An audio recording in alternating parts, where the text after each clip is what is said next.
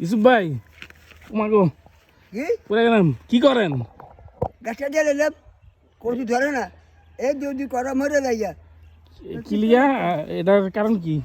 হ্যাঁ অনেক রোদ তো আপনার এখানে হয় না কেন? এই যে শেষ এই যে এই টুকরো ভাঙ্গা এই যে ওই এটা কি? আপনার ইয়া বানাইছেন কই, মাদা বানাইছেন কই?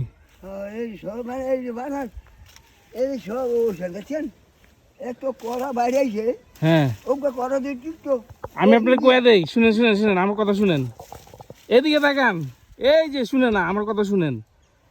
করা যখন বাইর হয়, ফুল ফুটে না, ফুল করার মধ্যে ফুল ফুটেনি সন্ধ্যার দিকে, সন্ধ্যার দিকে এই ফুল ফুটে।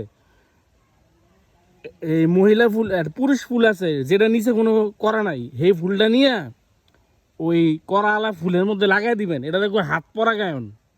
আপনি যদি হাত পরাগায়ন করেন সন্ধ্যার দিকে, আপনার পুরো এখান থেকে লাউ দিয়ে ভরে যাইতো। এখন তো ফুল ফল পাখি মাছি মৌমাছি নাই, পরাগায়ন হয় না, এর লিগে আপনার এটি হয় নাই।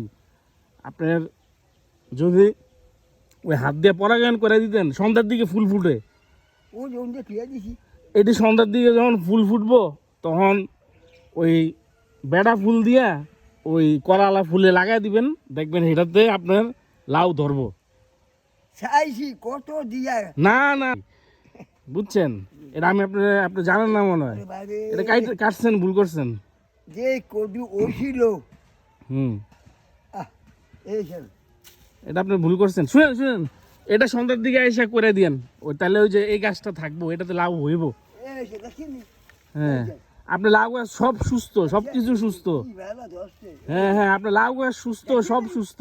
এর মা কিচ্ছি হ্যাঁ হ্যাঁ, সাহেলন এই যে আপনার লাউ গাছ সুস্থ, কিন্তু ওই যে আপনি পরাগায়ন হাত দিয়ে করেন না, এখানে আপনার লাউ ধরে নেই। আচ্ছা ঠিক আছে।